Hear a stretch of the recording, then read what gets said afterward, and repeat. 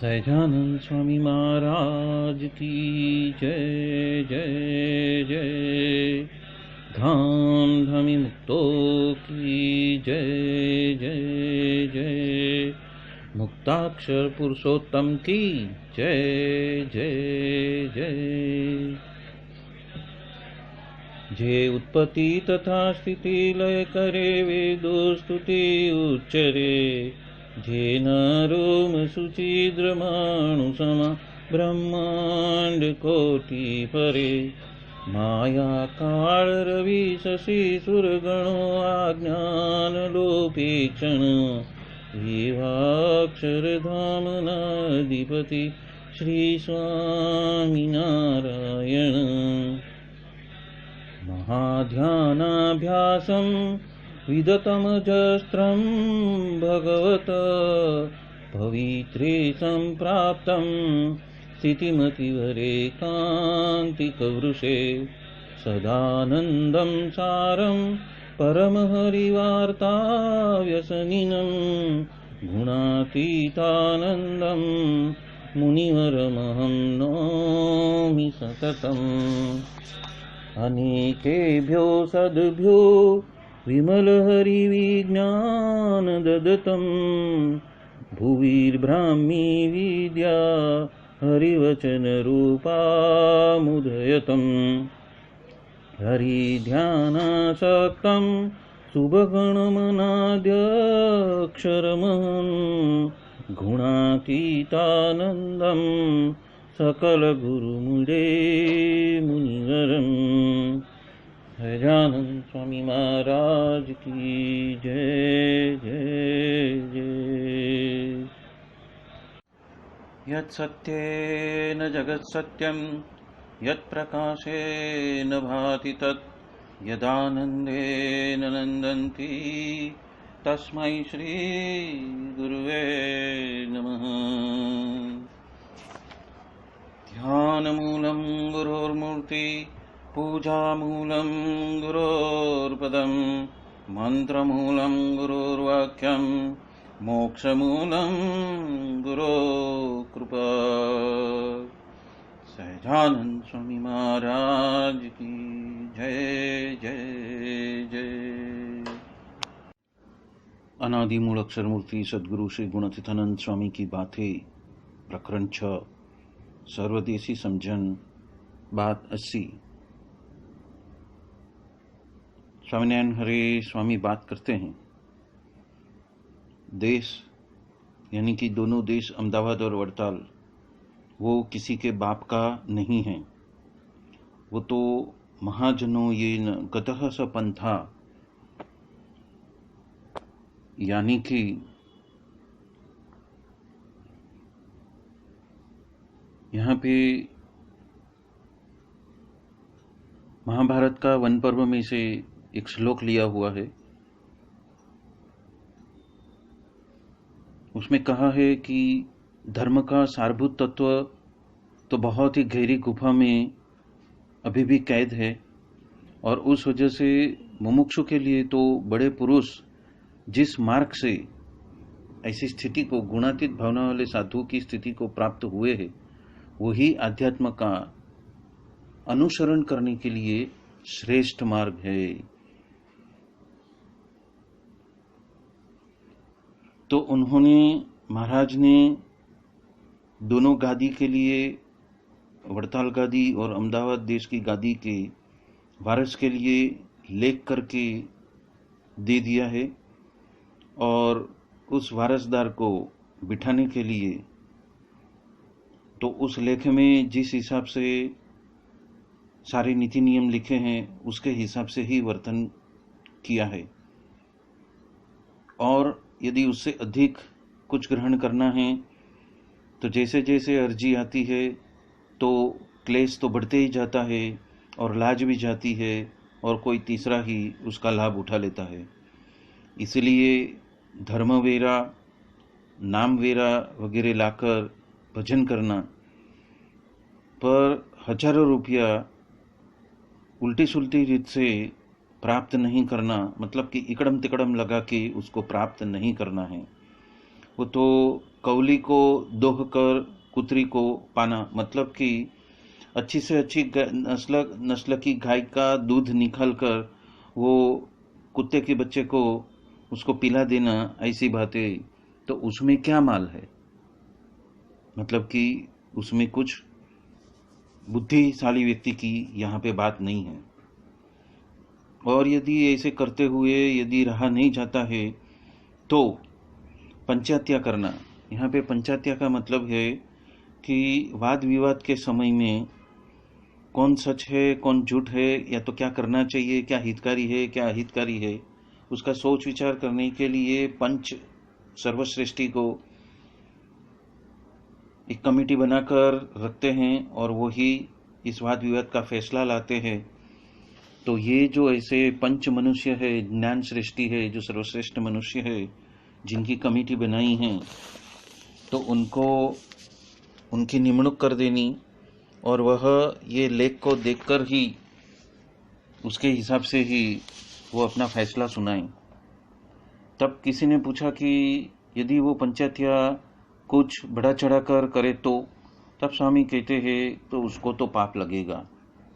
यदि किसी एक की ओर ज़्यादा झुक जाए तो भी पाप लगेगा, और कोई दूसरे की ओर यदि ज़्यादा झुक जाए तो भी उसको पाप लगेगा।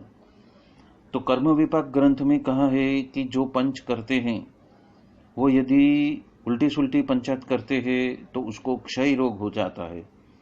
इसलिए ऐसा चिंतन मनन करना कि यदि किसी गांव में ये बात हो रही है तो वो तो आज के डेट में गया, मतलब कि जो ज़्यादा रुपया यदि वहाँ पे होएगा तो वो कहाँ पे रहने वाला है, वह तो कहाँ न कहाँ चले ही जाने वाला है। वो तो चपल माया है, वो तो एक ठिकाने पे रहने वाली नहीं है। ज़्यादा यदि हमने जमा किया तो सुख रहने वाला नहीं है, और इसी वजह से वो कजिया रूप भी बनता है। और उसमें कजिया मतलब कि टंटा फिसाद हुए बगैर कैसा रह सकते हैं। तो किसी के घर में बाप और बेटे को, स्त्री और पुरुष को, उसी तरह हमें भी व्यवहार ही है ना, तो वो ये साधु से या मंदिर की संस्था से ये होना नहीं चाहिए। और व्यवहार वाले को भी ये जानना चाहिए कि स्त्री के साथ में विवाद नहीं करना, नहीं तो वो झेर दे देंगी। उसी तरह से कुछ राजा के साथ में, मतलब कि गवर्नमेंट के साथ में, लोकपाल के साथ में, या तो कोई अन्य के साथ में विवाद भी नहीं करना। ये शिक्षापत्री में बताया हुआ है, न विवादः स्त्रिया कार्य, ऐसा लिखा हुआ है। इसका मतलब ये होता है कि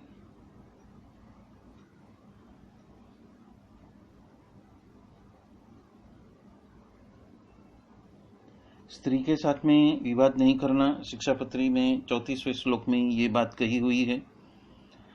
हमारा सत्संग जी जो पुरुष मात्र, उनको बहनों के साथ में मुक्त की ज्ञान वार्ता नहीं सुननी, और स्त्रियों के साथ में विवाद नहीं करना, और उसी तरह राजा के साथ में या तो राजा के जो व्यक्ति है उसके साथ में वाद विवाद नहीं करना। मतलब ये सच्चा है ये गलत है, ऐसी लमणा झिक में पड़ना नहीं। और यदि ये बात जो शिक्षापत्री में लिखी है उसको जान लेना, सोच समझ लेना, नहीं तो फिर बाद में दुख भी आएगा, और इसलिए उस तरह से व्यवहार नहीं करना। और उससे भी अधिक बातें वो अन्य साधुओं के सामने उन्होंने ये बात कही है। यहाँ पे गुणातीतानंद स्वामी ने एक बात कही है, साधु हो या सत्संगी हो, यदि धन या संपत्ति ज़्यादा जमा करते हैं तो सुख रहता नहीं है, और ये लोग भी सब कुछ कंकास और कजिया रूप है, ये बात यहाँ पे कहते हैं।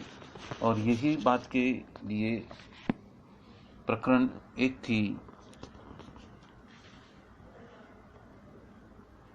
34वीं बात है, उसमें गुणातीतानंद स्वामी कहते हैं कि हमें तो इसके ऊपर चिंतन मनन करना कि 1000 रुपया मिलेगा उसका फल क्या है, लाख रुपया मिलेगा उसका फल क्या है, और करोड़ रुपया मिलेगा उसका फल क्या है। क्योंकि जो रोटी है, रोटी और अन्न वगैरह है, वो तो ज़्यादा हम खा नहीं सकते। इसलिए उसके लिए आपको चिंतन मनन करना और वापस मुड़ना सीख लेना कि सत्संग की ओर मुड़ना और इस मानव जीवन का जो आत्यंतिक कल्याण है उसमें ओतप्रोत हो जाना, ये बात यहाँ पे प्रकरण 1 थी 34वीं बात में गुणातीतानंद स्वामी बता रहे हैं। प्रकरण 1 की 38वीं बात में भी गुणातीतानंद स्वामी कहते हैं कि अंतःकरण रूप माया का जो कजिया है वो तो बहुत ही भारी है, क्योंकि भरत जी को कैसा वैराग्य और कितना राज्य उन्होंने छोड़ दिया, फिर भी विघ्न हुआ। और सौभरी और पराशर आदि कैसे थे, पर उनको भी बहुत ही तकलीफ हुई। इसलिए साधु जब ज्ञान देकर जन्म देते हैं तो निषेध करते हैं, तभी ही ये कजिया मिटता है। पर उसके बिना तो ये कजिया जो है, जो कंकास है, जो कलह है, वो मिटता नहीं है। और संपूर्ण उम्र ताउम्र भगवान के साथ में रहे, फिर भी ये ज्ञान के बिना, मतलब कि ऐसे प्रकट साधु संत के बिना तो कसर टलने वाली नहीं है। ये बात यहाँ पे गुणातीतानंद स्वामी हम सबको जता रहे हैं। तरह गुणातीतानंद स्वामी ने शिक्षापत्री की बात कही है, उसी तरह प्रकरण 1 में 229वीं बात में भी गुणातीतानंद स्वामी कहते हैं कि गृही हो या त्यागी हो, दोनों को या तो मंदिर रूपी या तो संसार रूपी व्यवहार जगत है, तो उससे मुक्त रहने के लिए तो ब्रह्मरूप मानकर, स्वयं को ब्रह्मरूप मानकर भगवान अंदर ही बसे हुए हैं ऐसा मानना, और यह ज्ञान की स्थिति है वो तो अतीक है और उसमें विघ्न भी नहीं है। और उसके बिना तो सच्चिदानंद स्वामी समाधि वाला को भी दुख आते हुए देखे हैं। इसलिए प्रेमी नहीं होना पर ज्ञानी होना और स्वयं की जो समझन है वो छुपा के रखनी कृपानंद स्वामी के माफक। मतलब कि यहाँ पे चाहे सत्संग के बारे में, अपनी भक्ति की बात हो या तो व्यवहार की बात हो, जो भगवान ने ग्रंथों की रचना की है, शिक्षापत्री वगैरह, या तो ये गुणातीतानंद स्वामी की बातों के शास्त्र रूपी ये जो हमें दिया है या तो वचनामृत दिया है, तो उसको अच्छी तरह से समझना, उसके लिए समय देना, और जो समझ प्राप्त की है उसके हिसाब से ही विवेक बुद्धि से उसका उपयोग करना, चाहे गृही हो चाहे त्यागी हो, दोनों के लिए ये बात की हिदायत यहाँ पे गुणातीतानंद स्वामी ने बताई है। प्रकरण 1 की 340वीं बात में गुणातीतानंद स्वामी कहते हैं कि इस कीर्तन में जो बात कही है वो निरंतर याद करके रखनी, निरंतर की बात कही है। वो कीर्तन क्या है? उधो संत सुखी संसार में, राजा भी दुखिया और रंक भी दुखिया, धनपति दुखित विकार में, बिना विवेक भेक सब दुखिया, झूठा तन अहंकार में, उधो संत सुखी है संसार में। इसीलिए कहा है कि जो समझन वाला है, जिसको सच्ची समझन देने वाले ऐसे संत के साथ में संबंध हुआ है, तो ऐसे व्यक्ति को ही संत कहते हैं। तो अम्बरीश है, प्रहलाद है, और जो जनक आदि राजा जो थे वो भी साधु कहलाते हैं, ऐसा समझना। मतलब कि आप संसार में हो या मंदिर में हो, फिर भी जो आपकी समझन है वो शुद्ध समझन होनी चाहिए, और जिस शास्त्रों का गठन किया है उस शास्त्रों के गठन में जो भी परिभाषित किया हुआ है उसके हिसाब से यदि विवेक बुद्धि से उसका इस्तेमाल करते हुए व्यवहार निभाएंगे तो हम मुक्त हो जाएंगे। और दूसरी बात कि हमें जीते जी अक्षरधाम की प्राप्ति हो सकती है, ये बात यहाँ पे कही है।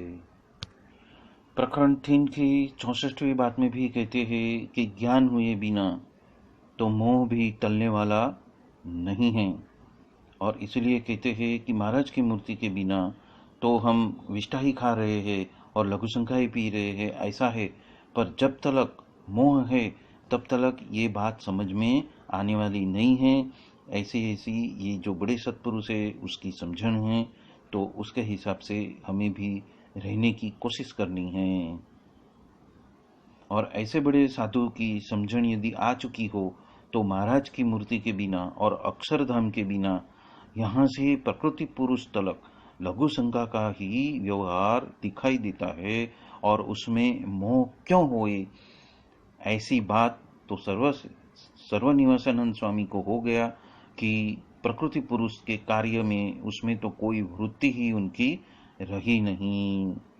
ये बात हमें गुणातीतानंद स्वामी कहते हैं कि चाहे मंदिर में हो, चाहे संसारी हो, चाहे व्यवहार में हो, चाहे भजन भक्ति में हो, पर यदि महाराज की जो समझन है, ऐसी समझन यदि ये बात हमें समझ में आ गई तो मोह अपने आप टल जाएगा और अक्षरधाम के सुख लेते हुए हम हो जाएंगे, और हम कहाँ पे भी फंसेंगे नहीं, हम मुक्त रहेंगे। ये बात यहाँ पे गुणातीतानंद स्वामी बता रहे हैं।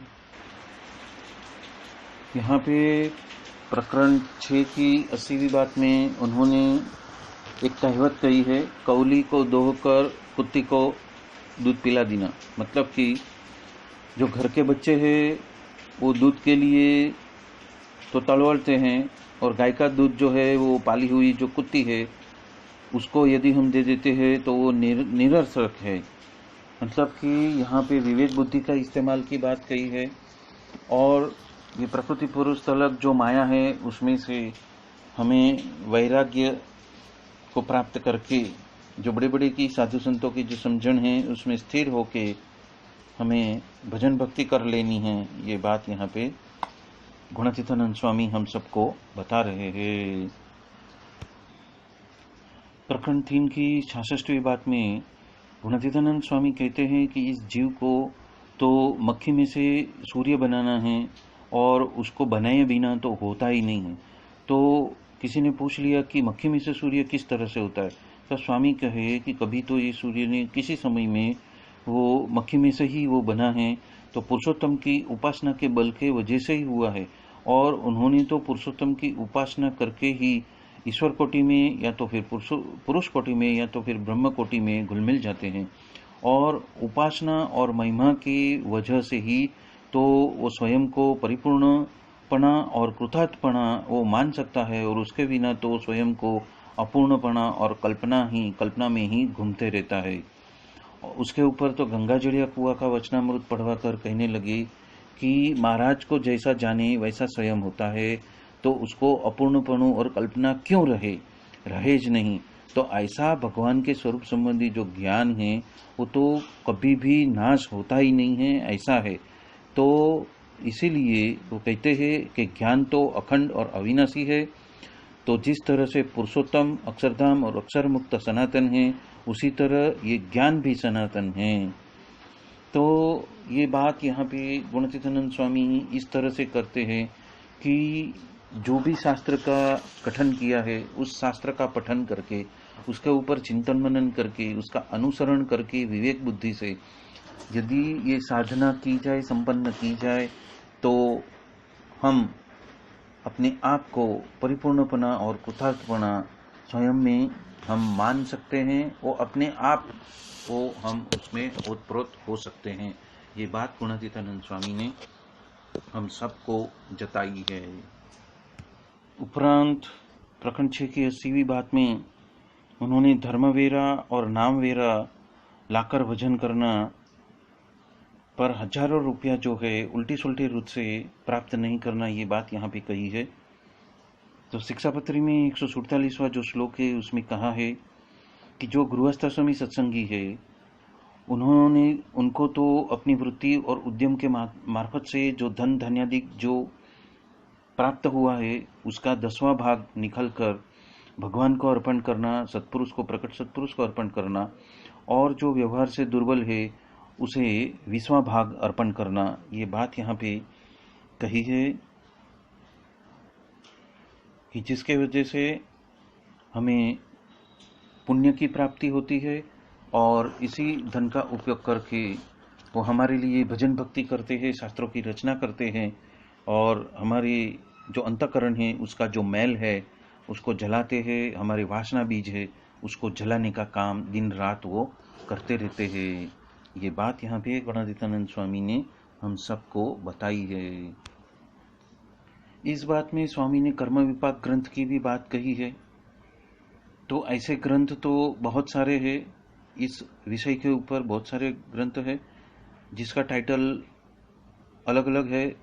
किसी को कर्म विपाक सार कहा है, किसी को कर्म विपाक समुच्चय कहा है, किसी को कर्म विपाक संग्रह कहा है, तो किसी को कर्म विपाक संहिता कही है, आदि आदि आदि। पर हकीकत में तो ये सब में कर्म का फल बताया है कि कैसे कैसे कर्म के योग के वजह से कैसा कैसा जन्म प्राप्त करना पड़ता है, जीव को कैसा योनियों में से पास होना पड़ता है, वही कर्म विपाक के अंदर बताया गया है। तो उस कर्म विपाक के नाम पे इस ग्रंथ में कुल 111 अध्याय है और इस ग्रंथ में विविध राशियों में जन्म लेने वाले व्यक्ति के कर्म के आधार से उसके पाप की और उसकी गति की मीमांसा करने में सब आई हुई है। और इस ग्रंथ के ऊपर बहुत सारे पंडितों ने टीका भी लिखी है। तो यहाँ पे गुणातीतानंद स्वामी ऐसे ग्रंथों का संदर्भ लेके हमें आगाह कर रहे हैं कि हमें कौन से कर्म करने हैं और कौन से कर्म करने के लिए निषेध किए हैं, कि मतलब कि कैसे कर्म करने से हमें वापस मुड़ जाना है, वो बात यहाँ पे गुणातीतानंद स्वामी ने जताई है। और इसलिए यहाँ पे एक बात के बारे में वो कह रहे हैं कि जो धर्मवेरा है, मतलब 10% या 20% जो भी हम मंदिर में अर्पण करते हैं, उसके बारे में कहा है कि 1000 रुपया जो है वो खराब रास्ते से नहीं लाना है, क्योंकि खराब रास्ते से लाया हुआ धन के लिए भी, उस जीव का कल्याण के लिए भी, जो सत्पुरुष है वो संत को भी बहुत उसका भुगतना पड़ता है, या तो उसके प्रतिरूप में उसको खारिज करने के लिए बहुत सारी माला या तो बहुत सारे साधना करनी होती है, और तभी ऐसे जो कर्म है वो जलते हैं। तो जीव का विनाश न हो जाए, जीव का अहित न हो जाए, उसके लिए वो हिदायत देते हैं कि जो 10वां 20वां भाग भी आप देते हो तो अच्छे रास्ते से अच्छे तरीके से आप उसको कमाना, नहीं तो हमें और तुम्हें दोनों को तकलीफ होगी और उसका प्रायश्चित भी कभी कभी बहुत कठिन हो जाता है। ये बात से हमें गुणातीतानंद स्वामी आगाह कर रहे हैं। बोलो सहजानंद स्वामी महाराज की जय जय जय। धाम धामी मुक्तो की जय जय जय। सर्व गुणातीत स्वरूपों की जय जय जय। मुक्ताक्षर पुरुषोत्तम की जय जय जय। जय स्वामीनारायण। Swami Narayana, Swami